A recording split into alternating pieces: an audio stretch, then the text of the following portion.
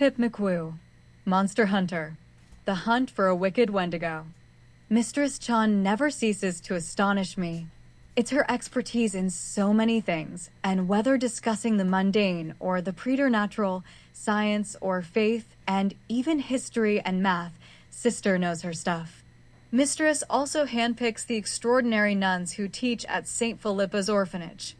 It takes more than academic credentials to bring the best out of a person, and these sisters don't play patty cake. Years of live fire training are inescapable for teaching a person to think clearly under high stress and in dynamic situations. By the day of graduation, each orphan can argue her point like a trial lawyer and survive in the wilderness with nothing but her wits. Yet, there's something else. The girls of St. Philippa's have grit, toughness of mind, and that fortitude forges a chain without weaknesses. There is solidarity among the siblings, and as individuals, each is a charismatic leader. If Sister Chan declared war on Taiwan, I'm confident her girls would conquer the island. Hopefully, we'll remain at peace. But getting back to the sisters, I don't know how Roman Catholic nuns acquire their financial and legal expertise, and the battlefield sturdiness they transfer to the children, especially cloistered for so many years in convents.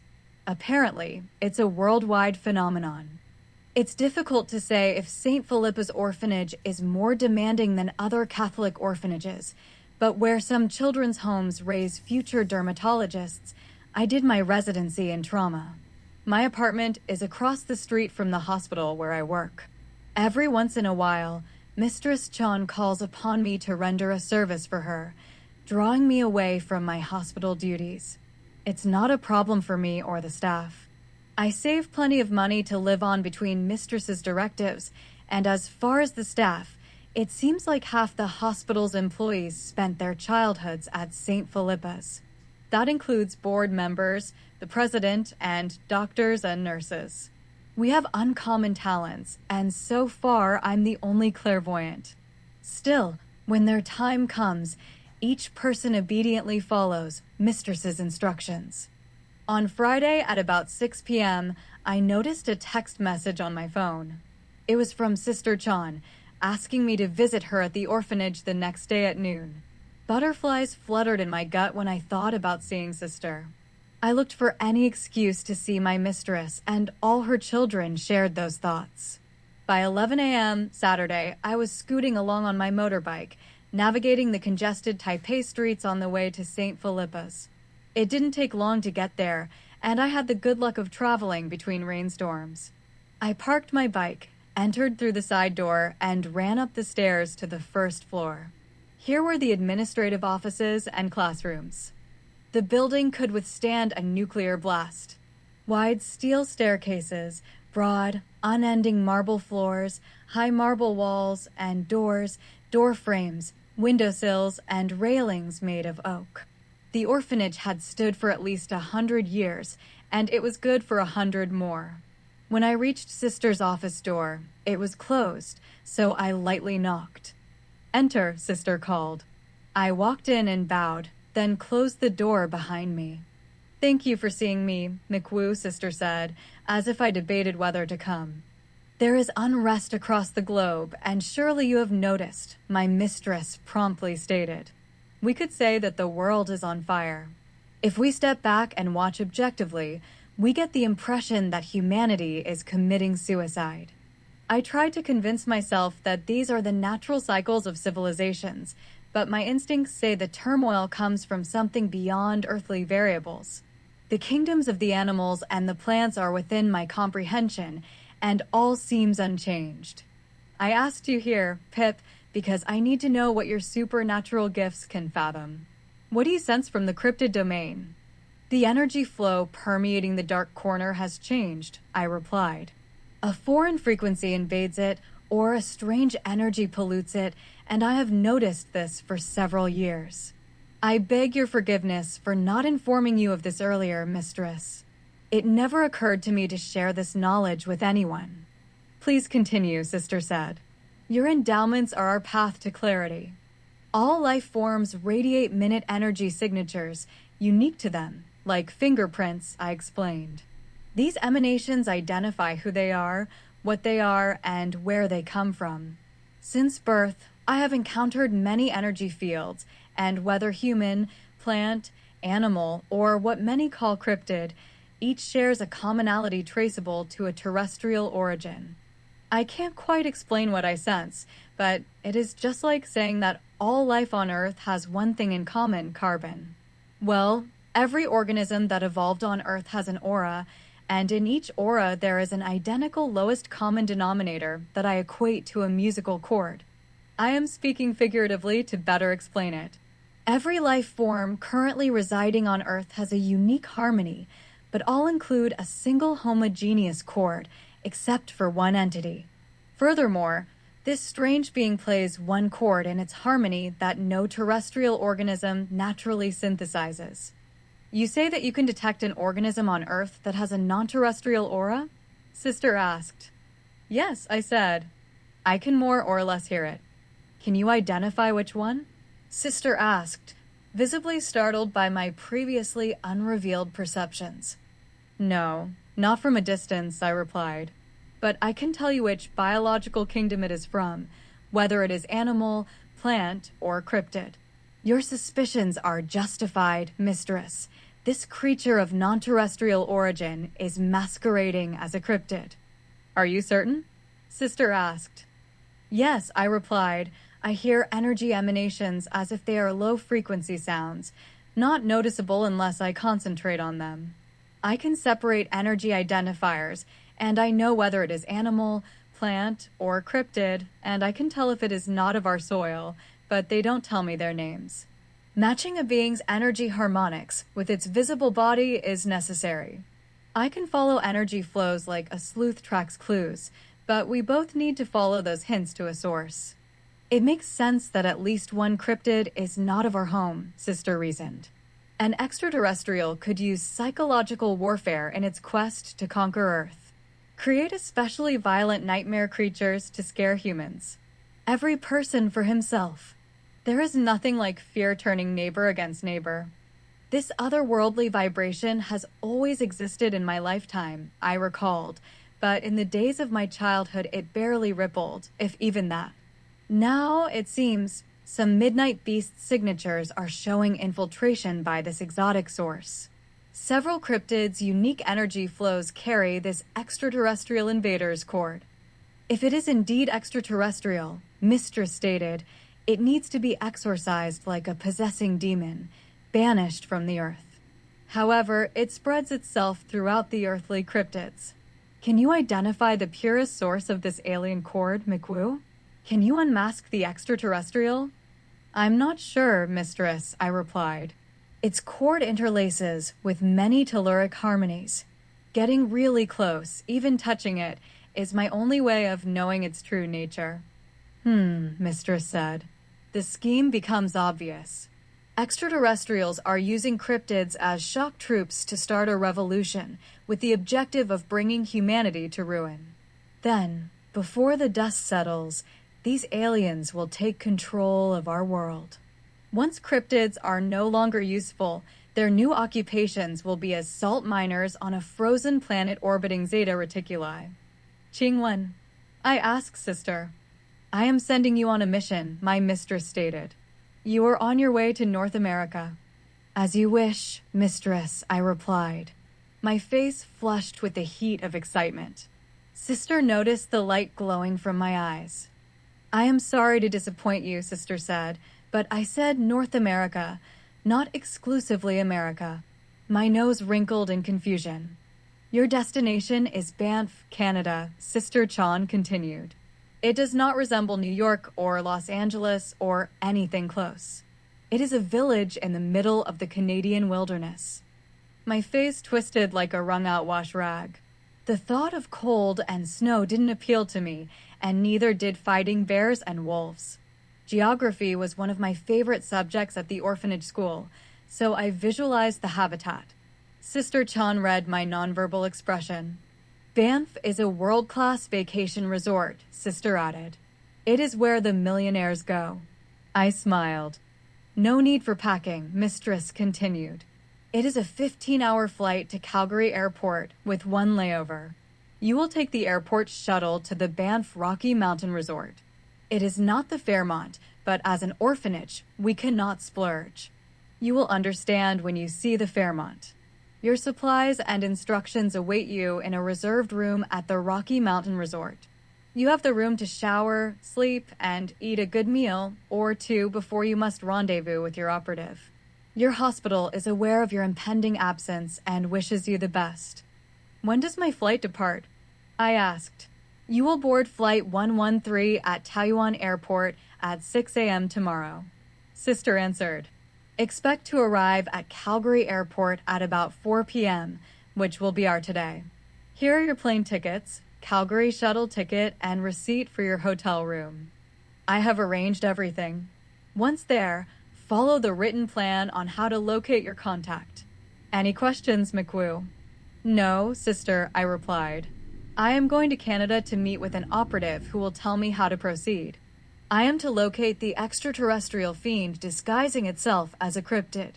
The thing is a hostile alien, maybe paving the way for a full-scale invasion by its planet. I am to eliminate it. Sister nodded. Please excuse my impertinence, Mistress Chan, I said, but it struck me that what I just told you was a revelation. I paused to find the right words. Well, you've already conceived a plan suggesting that you knew what was going on prior to this meeting. Mistress will not get caught unprepared for any contingency, Sister Chan asserted. I considered the extraterrestrial possibility and calculated a high probability that you will locate this being in the Banff region of Canada. I then briefed local operatives on my plan. I will await your return. God bless you, Pip. It was the beginning of March, the time when northern Taiwan gets hit by typhoons, and the south's weather is mild. Even for me, born and raised in this tropical climate, the heat and humidity are ubiquitously oppressive. The winds and heavy rains cool things off, but the temporary comfort they bring gets offset by the other problems associated with the extreme weather. The taxi ride to the airport took 20 minutes. On the plane, people filled every seat. I've taken flights to Hong Kong and the mainland in the past, but this was my first overseas trip. Flight 113 took off on time and wouldn't stop until it reached Seattle, USA. I really couldn't complain about such a long flight. The turbulence stayed at a minimum, the food filled me, and the passengers behaved. 11 hours after takeoff, we landed in Seattle to stretch our legs for a few hours. From the airport's point of view, Seattle and central Taiwan strongly resembled each other. Snow-capped mountains, greenery everywhere else, and enough rain to float an ark. Seattle is a lot cooler and drafty, like what a person would experience aboard a ship at sea. Pine trees stretched to the horizon, the same as in Taiwan. By early afternoon, I boarded another plane with far fewer people. In less than 2 hours, I found myself in Calgary, stepping out of the aircraft and onto the large shuttle bus to Banff. The drive from Calgary to Banff was breathtaking, even awe-inspiring. Here, it looked nothing like lush, green Taiwan. Our road took us across a broad, barren plain, flat as a coin, that interrupted the continuity of the mountain ranges soaring on either side. We were too far north to get more than weak sunlight, and that gave us a cloudless cerulean sky. Purple, blue, gray, and the white of the snowy mountains completed the color palette. I had seen nothing like it, desolate and forsaken. The passengers on my bus spoke several languages, but Japanese predominated. A few blonde giants spoke English, and I assumed they came from either the United States or Canada. Soon, the shuttle stopped at the entrance of the Rocky Mountain Resort. We left the bus and gaped at a dreamland panorama. I'm used to seeing mountain peaks from a distance. Here, permitting some exaggeration, it was like looking up from a pit a few thousand meters deep. The mountain faces reminded me of barracuda teeth, tall enough to bite the stars. Cold air stung my face and hands, and snow covered most of the surroundings except the roads, walkways, and staircases. Still, People walked back and forth in short-sleeved shirts, and some men jogged shirtless. I wished I could have taken a walk around the compound, but the clock over the main doors read 6 in the evening, and I had a very early start the next day. First, I bent down and scooped up a bouquet of snow, just to feel the texture. Duly impressed, I dropped the puffy crystals, checked in, and went to my room. These lodgings reflected Banff's grandeur and magnitude. The entire resort, including my room, used colorful saddle blankets, leather furniture, and knotty pine trim to set a ranch motif. My suite had a kitchen, a living room, 2 separate bedrooms, and a spa for a bathroom. Banff is a place I'd like to return to when I have leisure time. Anyway, my hunger reminded me to eat, so I headed to the restaurant for its buffet dinner. They served more meat than I usually see in a year, and I helped myself, along with chocolate dessert. I went back to my suite, worried that I'd be sick to my stomach in the morning. Come what may, I showered, then read my itinerary for the coming day. The plan seemed direct. I would hop on a snowmobile reserved for me, and then ride about 10 kilometers due east to my destination, a spot along the Ghost River. A contact would join me there. The thought of handling a snowmobile excited me. I've been on jet skis and used my motorbike quite a bit, so the snowmobile didn't worry me. Sister Chan sent her most competent student, me, and in no way would I not measure up to the honor granted me, Mistress Chan's confidence. The Ghost River area, I read in bed, was the site of a battle between Blackfeet and Stony tribes almost 200 years ago. People say that ghosts of the fallen warriors still haunt the river basin. I wondered if I was being sent to investigate these ghosts or something different. I would know tomorrow. I awoke shivering. Before I fell asleep, I didn't bother to unfold the blanket on the bed, and I didn't raise the thermostat above its 18-degree setting. The room temperature dropped overnight, and the floor felt like ice on my bare feet. I quickly dressed and looked at my phone. The outside temperature display read -5 degrees. 7 in the morning and still dark outside. Sunrise would take another hour. Well, I thought, adapt. The gear supplied to me extra clothing, 2 knives, 2 flashlights, food rations, and an electronic fire starter fit snugly in a waterproof nylon backpack. A thermal riding suit and crash helmet lay on a chair. First, though, I went to the dining room and ate breakfast. At daybreak, I examined my snowmobile in the light.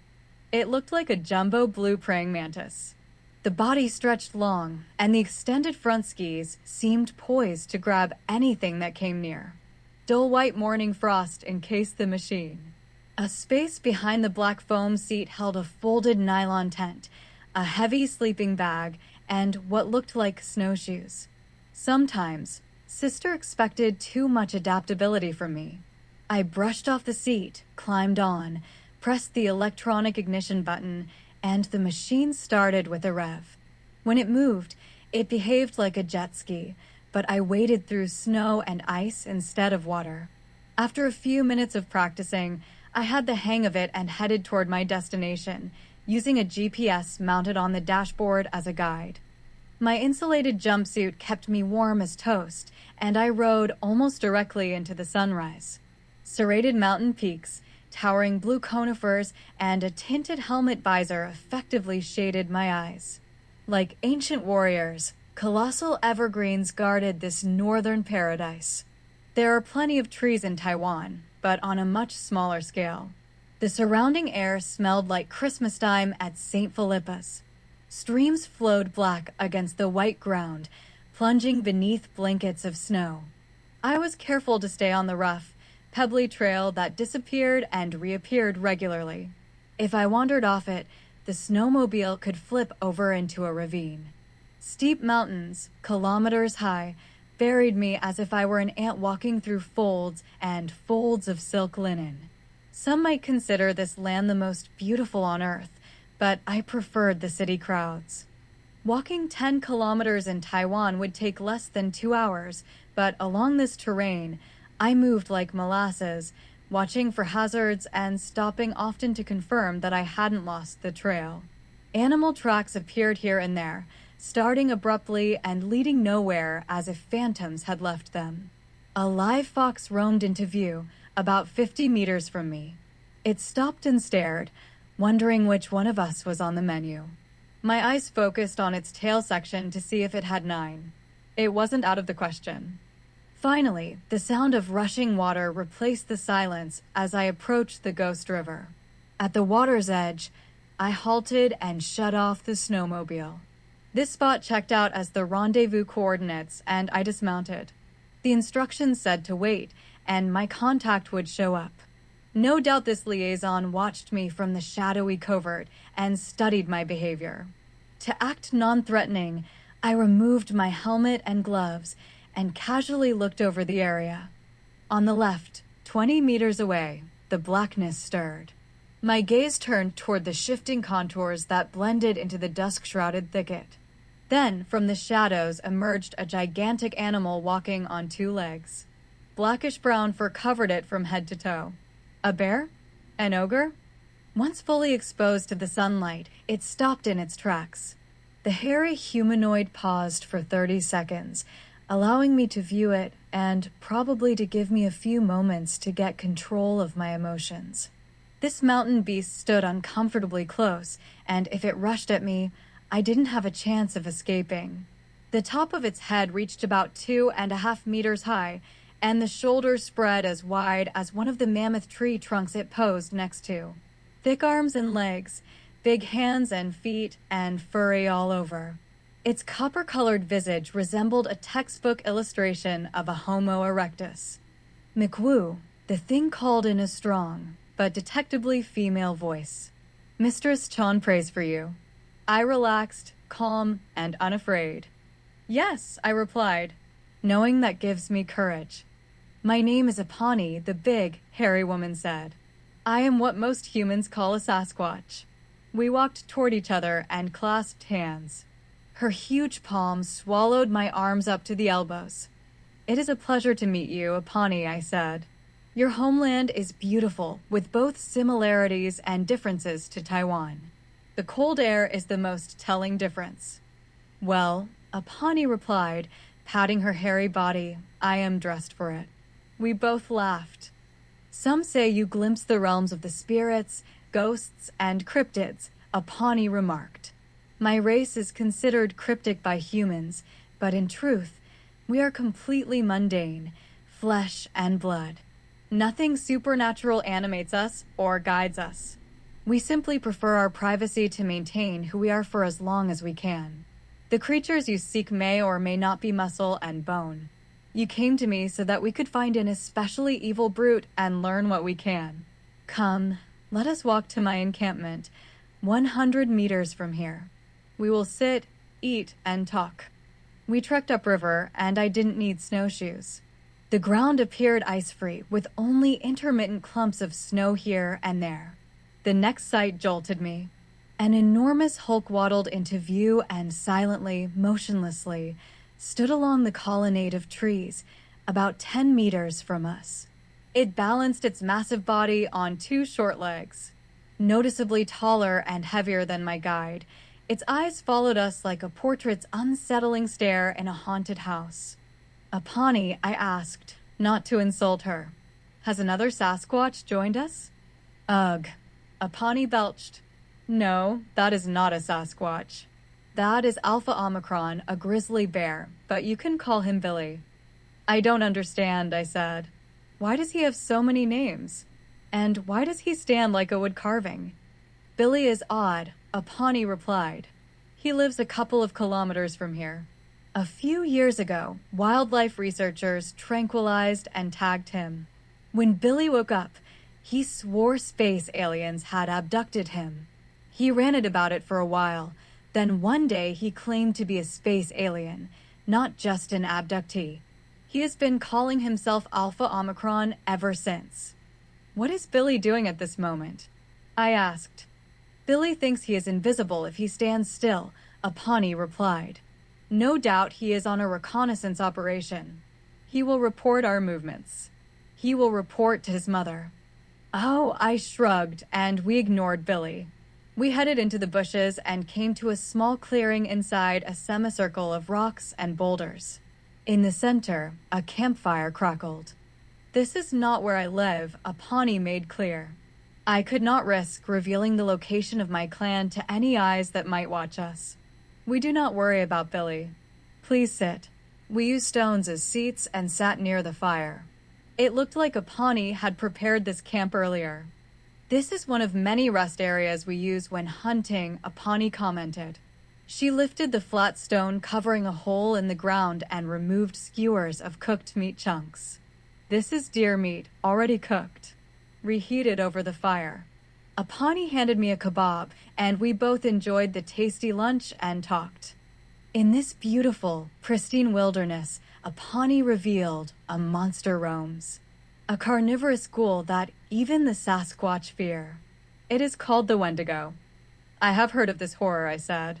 "It is a human suffering from a psychosis derived from protein deficiency." "You speak of a condition inflicting humans from days gone by," a Pawnee said. "Those people took on the gruesome behavior of the Wendigo that arose from starvation, but nothing more. Thankfully, in the modern world, even the most remote tribes receive adequate nutrition to prevent this disease. The true Wendigo could never claim human lineage. It is a being from another dominion that feeds on Nitsitapi and occasionally Sasquatch." "I don't think I follow what you are saying," I replied.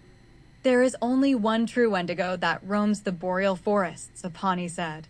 "It is the Algonquin version of Satan. Why certain nefarious cryptids gravitate to specific populations, I do not know. For the Lakota Sioux, their devil is Untahila. The Wendigo can transform into a pure spirit and travel instantaneously wherever it wants. In its corporeal form, it moves terrestrially, such as by walking, running, and swimming. Rumor has it that the Wendigo uses mind control or hypnosis to paralyze its victims before eating them alive. Over the millennia, the Algonquin people, including the Blackfeet, learned to cope with the sporadic grief and terror the fiend exacted. It is unlikely that the Wendigo is the interstellar being we seek. However, instilled with extraterrestrial abilities, no one knows what the Wendigo could do. Rest assured, it would lead to the decline of the Algonquins." "I see," I remarked.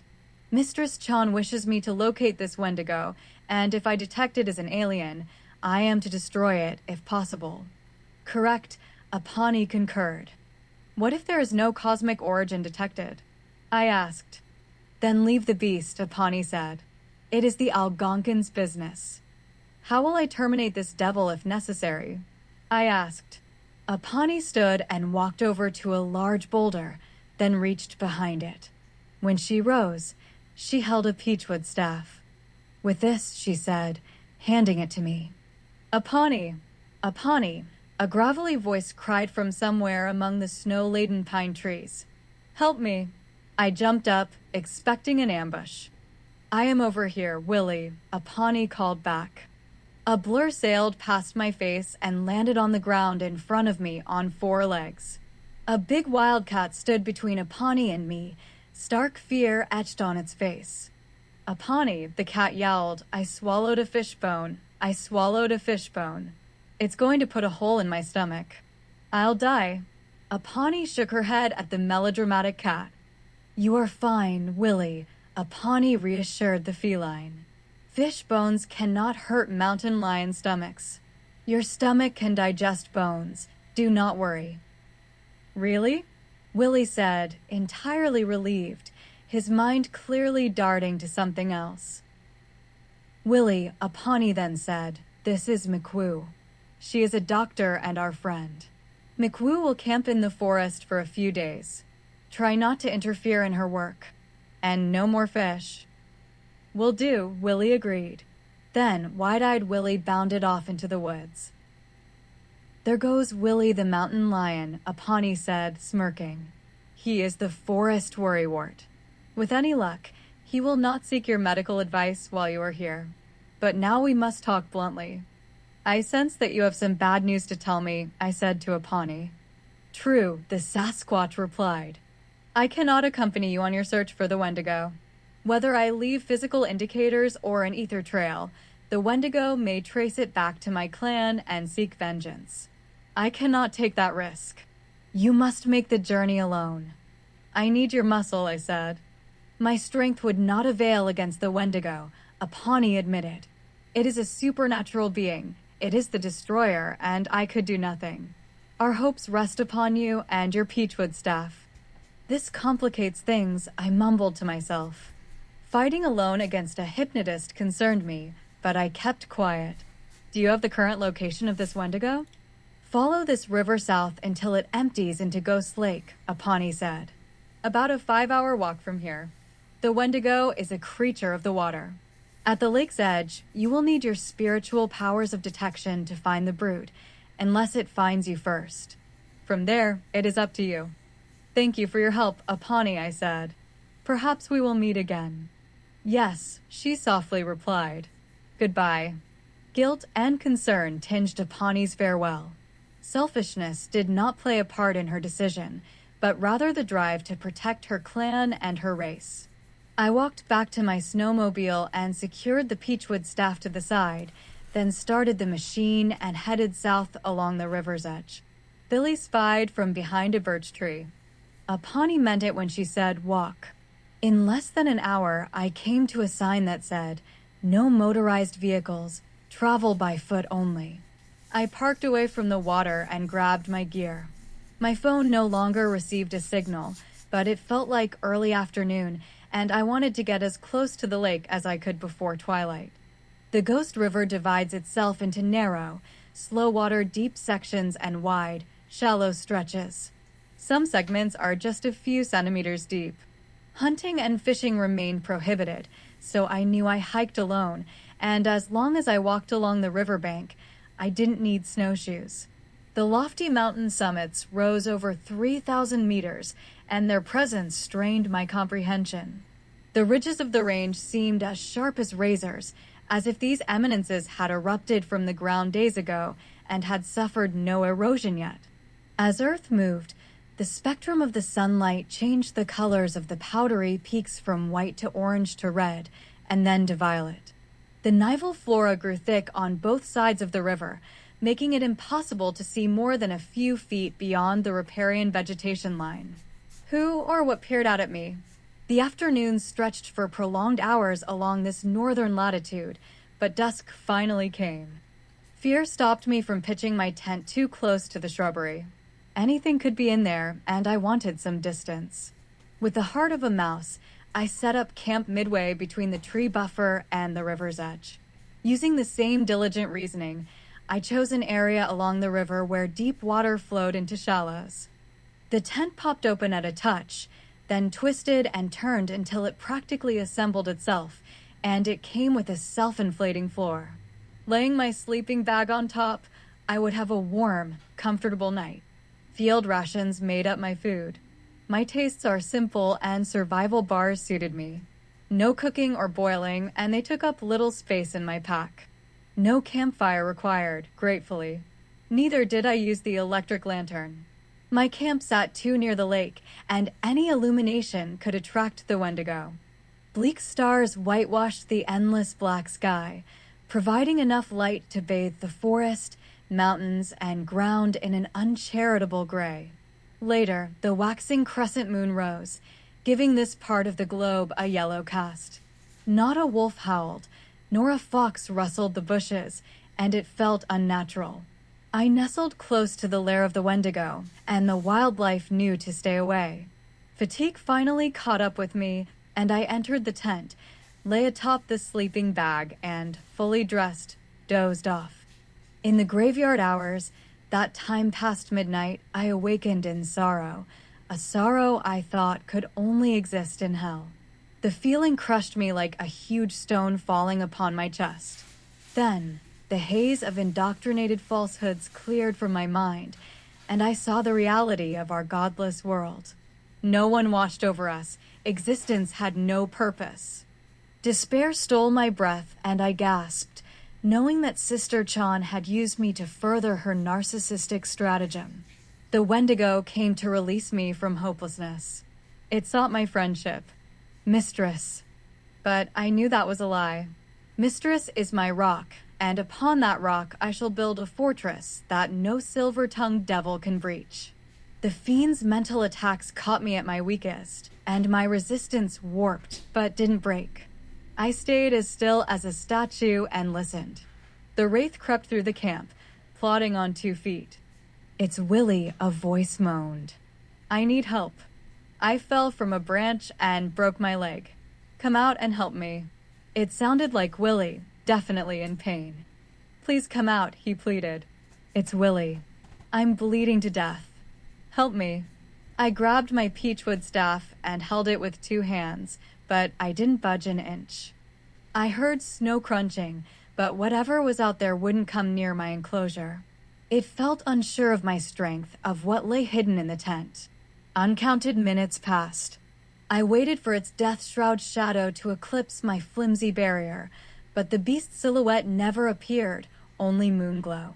Then I sensed its wickedness fading, and my melancholy subsided. I knew it went back to Ghost Lake. After that encounter, I didn't leave the tent until daybreak. The damp, gray morning matched my mood. Clouds like scrap iron scraped the frozen ground, and snow fell lightly. My clothing still kept me warm, but the icy flakes melted on my face and limited my vision. I folded the tent and packed everything, then I forced myself to eat an energy bar. It felt like the nightmare continued into the day. My stomach churned.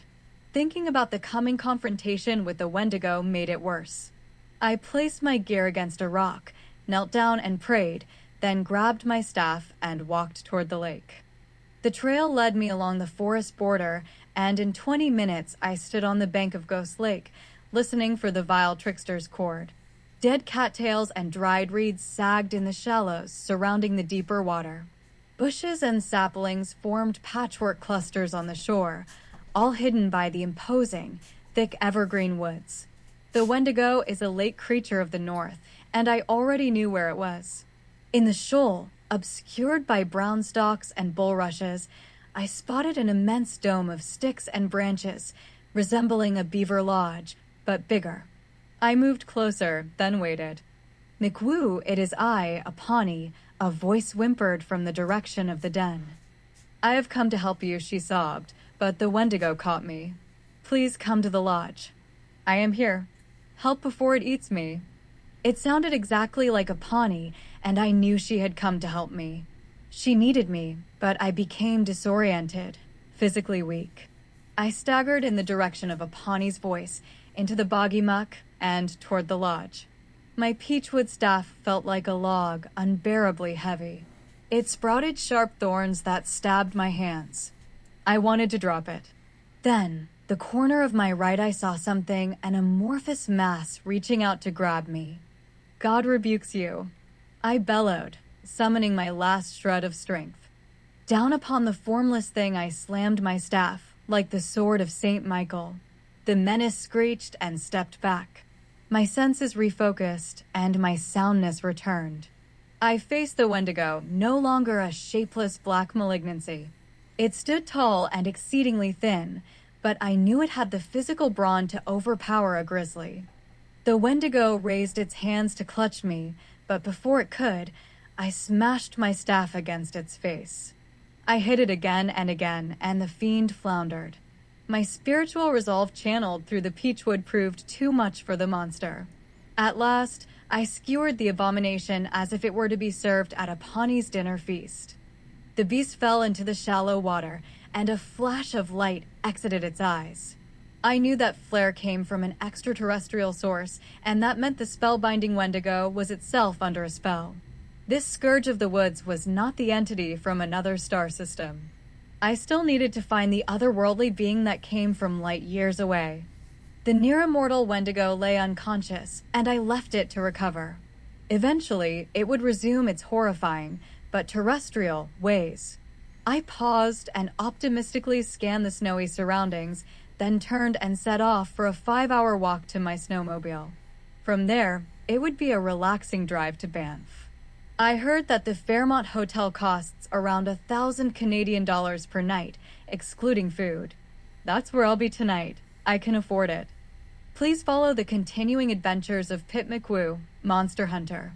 And if you like science fiction and fantasy adventure, please consider The Coming of the Seraphim and Other Stories by Frank Dunn, available on Amazon. Thank you.